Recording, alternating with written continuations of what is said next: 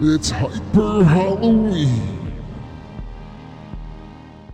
Up next on the Deranged Killers list is a killer Santa Claus. That's right, I'm going to talk about 1984's Silent Night, Deadly Night. Unlike Santa's Sleigh, a movie I spoke about in 2021, this Santa is not supernatural. It's a man with homicidal urges that are triggered by certain acts of passion, if you catch my drift. The main protagonist of the film is named Billy. Billy had a pretty rough life. His parents were murdered in front of him when he was a young child. To make matters worse, the murderer was actually a crazy person in a Santa suit. This criminal had just robbed a local store and attempted to carjack Billy's parents' car before killing Billy's father, sexually assaulting his mother, and ultimately killing her too. Billy and his brother Ricky are sent to an orphanage at a church. The head nun there is a very abusive person that believes in painful punishments as a form of discipline. We see Billy deal with PTSD from his traumatic event, and we see it occur even at the orphanage.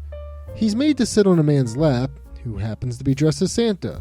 He ends up punching the guy before running off. Not entirely sure what Mother Superior was thinking with that one, but, whatever. Billy's only positive role model is a nun that goes by the name of Sister Margaret. So, at the very least, he has one positive role model in his life. Anyway, the film progresses to Billy's 18th birthday, where he leaves the orphanage. He gets a job as a stock boy and tries to live out a normal life. He even develops a crush on one of his coworkers. We get a glimpse into the fact that Billy still isn't over his trauma or PTSD. That is, when he gets sexual thoughts of his coworker, he gets flashes of what happens to his mother and father. Christmas Eve rolls around, and Billy ends up having to dress up as Santa.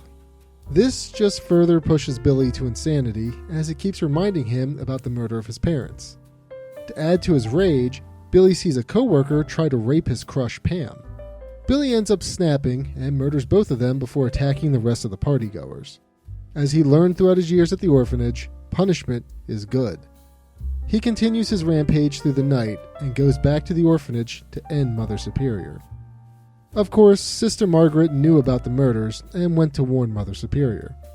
The cops are there waiting, but Billy manages to get to Mother Superior. Before he's able to exact revenge, though, he's shot.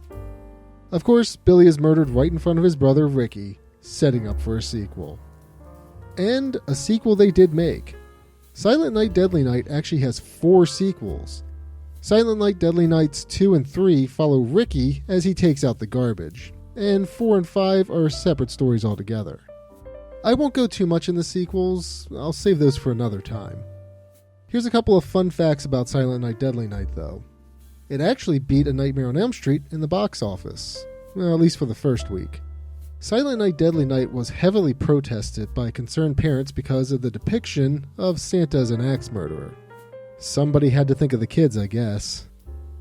Silent Night, Deadly Night was released uncut on VHS, and it gained a cult following from there. I can definitely see why this film gained cult status, besides the obvious reasons of being pulled from theaters. It actually has a very compelling story for a horror film.